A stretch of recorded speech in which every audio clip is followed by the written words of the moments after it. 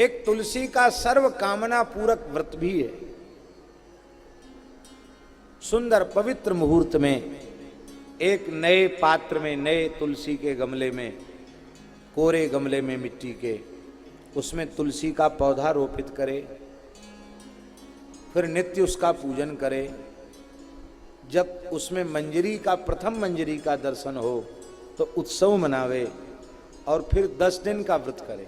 मंजरी के आने के बाद 10 दिन तक एक समय प्रसाद पाए या एक समय फलाहार करे। सर्वोत्तम तो है एक समय फलाहार करे, न हो तो एक समय प्रसाद पा करके रहे। तुलसी की नित्य 108 परिक्रमा लगावे और तुलस्यै नमः, तुलस्यै नमः ये अथवा वृंदायै नमः, इस प्रकार से तुलसी के मंत्र का जप करे, तुलसी की परिक्रमा करे। 10 दिन पूर्ण होने पर 11वें दिन किसी पवित्र ब्राह्मण दंपति को बुलाकर लक्ष्मी नारायण राधा कृष्ण रेवती बलदेव का स्वरूप मानकर उसका पूजन करके भोजन करा दे, कुछ दक्षिणा दे दे और फिर प्रसाद पावे। ये तुलसी का व्रत है 10 दिन का, संपूर्ण कामनाओं को पूर्ण करने वाला व्रत। कोई कामना न हो तो भगवान के चरणों की प्रीति प्रदान करने वाला ये दिव्य व्रत है। तुलसी की बड़ी महिमा है।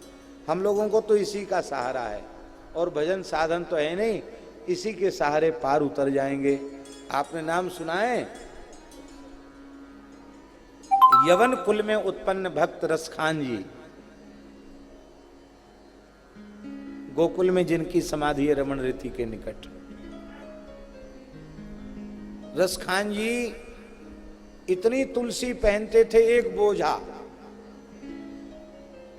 ये हमारे धर्म रामदास पहने ये तो कम है, इससे कम से कम 10 गुनी तुलसी ज्यादा पहनते थे। वो पूरा बोझा, यहाँ सैकड़ों माला पहनते थे। तो जब संतों के बीच में पधारे तो संतों ने उनसे पूछा कि हम लोग कोई एक दाना पहन लेते हैं, कोई जुगल कंठी, कोई 3 लड़की, कोई 5 लड़की, कोई 6 लड़की, आपने इतना बोझा भर तुलसी धारण कर रखी है क्यों? तो रसखान जी ने उत्तर दिया कि आप लोग तो सब पवित्र कुल में पैदा हुए, बचपन से ही भजन में लगे, तो थोड़ी सी तुलसी से भी आपका कल्याण हो जाएगा। क्योंकि काष्ठ जल में डूबता नहीं और तुलसी लौकिक काष्ठ नहीं अलौकिक काष्ठ है। ये भवसागर में जीव को डूबने नहीं देती है तुलसी।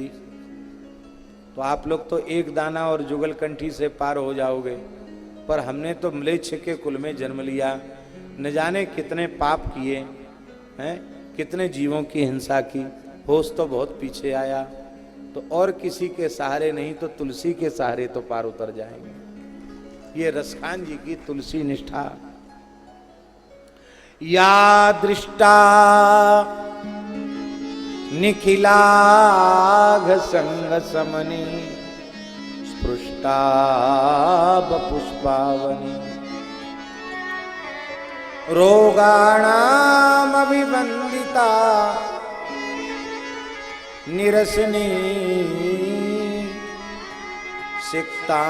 सिक्तांत कत्रासनी प्रत्यासक्ति विधायिनी भगवता कृष्णस्य संरोपिता न्यस्ता तच्चरणे विमुक्ति फलदा तस्यै तुलस्यै नमः। बोलो तुलसी महारानी की। तुलसी दर्शन मात्र से संपूर्ण पापों को नाश करती है।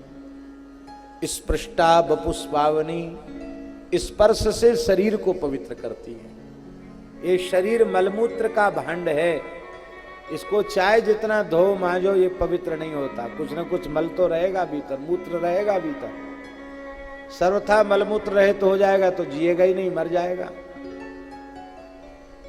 तो ये अपावन शरीर भगवान की सेवा पूजा के योग्य नहीं। ये सेवा पूजा के योग्य कैसे बने? बोले तुलसी धारण किए बिना भगवान की सेवा पूजा करने का अधिकार नहीं है। स्पृष्टा बपुष्पावनी रोगाणाम अभिवंदिता निरसनी। जो नित्य तुलसी को साष्टांग प्रणाम करते हैं, माताएं पंचांग पुरुष साष्टांग प्रणाम करें, उन्हें कभी घातक रोग शरीर में पैदा नहीं हो सकता। अब लोग तुलसी को प्रणाम तो नहीं करते हैं। लोगों ने प्रचार कर दिया कि तुलसी के इतने पत्ता खाओ तो रोग खत्म हो जाएगा, तो बकरियां जैसे कहीं देवालय में तुलसी मिली नोच के खा गए। और रविवार है कि मंगलवार है कि अमावस्या है कि पूर्णिमा है, कोई विचार नहीं। भैया ऐसा करने से बहुत पाप लगेगा। तुलसी हमारे उपयोग के लिए नहीं है, तुलसी ठाकुर जी की वस्तु है, ठाकुर जी के उपयोग के लिए है। ठाकुर जी को धराओ, उनके निर्माल्य के रूप में उनका प्रसाद, ठाकुर जी पर चढ़ी हुई तुलसी आप औषधि के रूप में ग्रहण करो, अच्छी बात है। पर तुलसी को सीधे किसी मनुष्य के व्यवहार में ले लेना, यह एक तुलसी के प्रति किया गया अपराध है। रोगाणाम अभिवंदिता नरसनी सिक्तांत कत्रासनी, तुलसी में नित्य जल चढ़ावे तो यमराज डरने लग जाते, बोले अब नहीं आएगा ये, रोज तुलसी जी में जल चढ़ाता, अब तो इसका कल्याण होगा ही निश्चित। और जो तुलसी जी को रोपित करता है, तुलसी का पौधा लगाता है, मानो उसने अपने हृदय रूपी बगीचे में कृष्ण भक्ति के पौधे को लगा लिया है, भक्ति रूपी पौधे को विराजमान। तुलसी का पौधा लगाने का बड़ा पुण्य है। जो भगवान के चरणों में नित्य तुलसी समर्पित करता है, भगवान उसे संसार चक्र से मुक्ति दे देते हैं।